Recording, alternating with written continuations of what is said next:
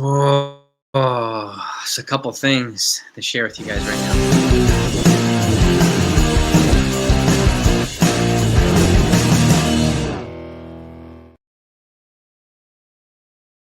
Happy Friday, everybody. I got to re-record this because I was having problems with the last video I uploaded, so my apologies there. I got three things I want to share with you, Yankee fans, okay? And again, if you want to be kept up to date on everything, you want to think about stuff or talk about stuff no one else is, make sure you subscribe to this channel, please. Hit those notifications as well. That way when we go live, you can join, you can ask questions, you can have your voice heard. We're marching towards 30K subs. Would love for you to join us and come along for the ride. I'm going to do a big giveaway at 30K as well. I might do a big giveaway at 25K too. So that would be a nice thank you for the folks that have been so tremendous and supportive. So I want to thank you for it. But today I got three things to share. Number one, Oswaldo Cabrera. He had successful surgery on his ankle. Okay, I'm going to attach an article down below that confirms it. The Yankees didn't even announce he was going to have surgery, just had surgery. And they told us after. This is why I didn't want to jump the gun and talk about it, because they hadn't said anything. And this is, typical Yankees, tight-lipped, and generally don't report stuff until after the fact. So, but thankfully he had successful surgery. He's now on step one of the road to recovery. So I wish him well. I can't see him coming back this year at all with the surgery. So my guess he's going to go on a 60-day IL shortly, take him off the 40-man, and they'll add somebody onto the 40-man. But I'll keep updated on everything as it pertains to Oswaldo Cabrera along the way. Piece two, Jesus Rodriguez. By the way, I got to give a shout out to Jonathan, and I got to give a shout out to Joe in my Yankee Mania, my partner in crime on the podcast as well, for always sharing valuable information with me, right? And making sure that I have accurate information to disseminate to the fan base. I will fact check stuff and confirm things, but I got to thank those guys for always being forthright and always sharing valuable information to get to everybody. Okay. And this is from Jonathan, okay? This is directly, and I want to talk about it. And shout out to Joe for talking about Jesus Rodriguez yesterday. He's a catcher in the Yankee system in AAA, okay? He's got a big arm. He's got a pretty solid bat, and he's killing the ball right now. And Joe thinks he could be a better option than Austin Wells. I want to propose another option there, okay? I'm going to read this. Should the Yankees call up Jesus Rodriguez? He's already on the Yankees 40-man. He's off to a hot start in AAA. He's hitting 358, 471 on base, 469 slugging with 6 extra base hits, 13 ribbies, and 5 steals through his first 23 games of the season. Primarily a catcher, he has also seen time at third base. Okay, splitting nearly half his games there this season. He's appeared in 8 games at the position so far, showing somewhat steady defensive ability, and has 82 career games at the hot corner. Okay, he's got a solid power bat, but he's more of a high on-base percentage type of guy. He also hits from the right-handed side. And he also has a very strong strikeout-to-walk ratio in the profile. So that's good in terms of plate discipline, which Yankees could always use a steady diet of, right? So far, he's made a compelling case for a shot in the Bronx. I have to agree. And again, I wasn't even thinking about it for third base. So again, thank you to Joe for making me just look into this guy. I dove into it, and I found out that he's got some time at third base. And again, rather than trading for a guy like Nolan Arenado or some of the other guys that people are talking about, this could be an option in-house, right? And who also hits from the righty side, which the Yankees are looking for.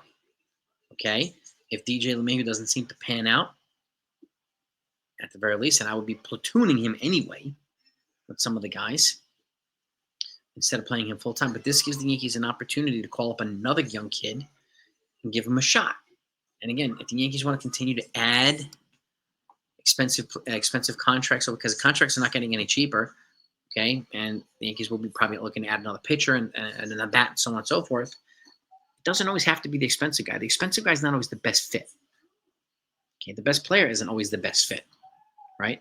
So maybe Yankee fans will think about this. Maybe the Yankees will think about this. Okay, I wasn't before today. So, but the fact that he has a solid bat, good plate discipline, high on-base percentage, hits from the right-handed side, and he has a strong arm at catcher, meaning he's going to have a strong arm at third base too. That profiles well to something the Yankees are already looking for. Okay, DJ most likely not the answer. Oswaldo Cabrera, most likely not the answer. Neither is Pablo Reyes, Yorba Diaz. But there are second base opportunities there as well. And the Jazz Chisholm has yet to come back too, but he looks like he's going to be coming back sooner than later. But this guy is kind of lurking in the weeds right now and making it obvious, kind of knocking on the door for the Yankees. Say, hey, man, you might want to consider me.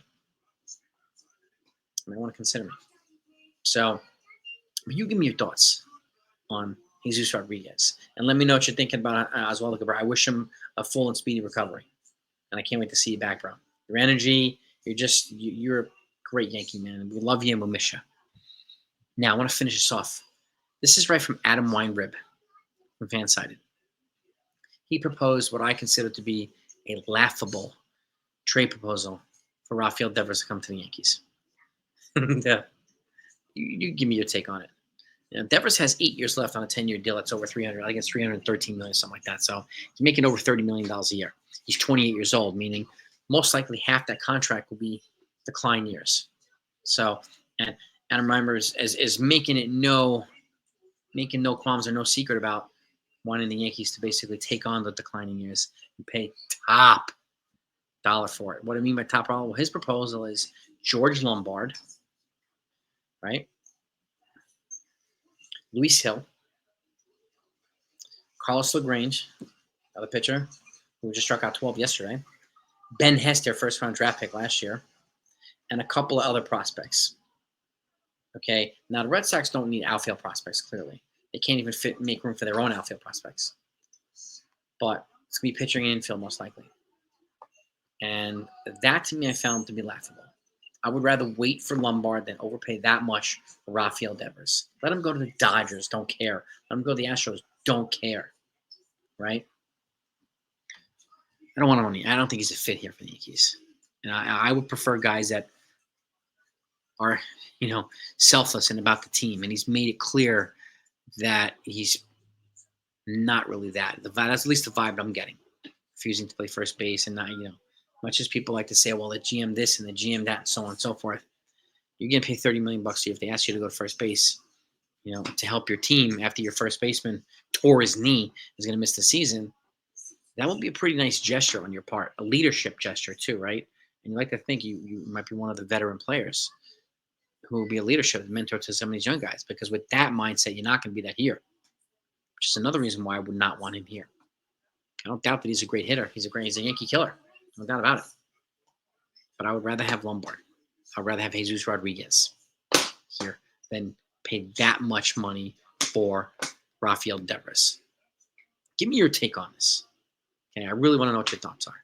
I'll be back later on with the lineup. Okay, and we could talk about Subway Series stuff all day, but that's been the talk of the whole week. Everybody's been talking about this like it's the World Series. The fact of the matter is, I'm going to spend more time loving the Yankees than I am going to be hating the Mets. Right? And I'm going to cheer louder from Trent Grisham, maybe clap mildly for Juan Soto. He was great with the Yankees last year. No doubt about it. The Yankees would not have made the World Series without him. Can't deny that. But he took the bigger bag, which is his right to do. And it's also our right to not give him a round or a tribute video after only 1 year with the team. That's just me, though. I want to cheer louder for Trent Grisham. Right? So shout out to the guys over at John Boy for suggesting that. We have Grisham. It's a good way of kind of politely trolling Juan Soto without being jerk-offs. Right? And showing love to Trent Grisham has been fantastic here this year. Kind of the kosher way to do it. Right? So give me your take on it. Be back later. Have a great day. Let's go, Yankees.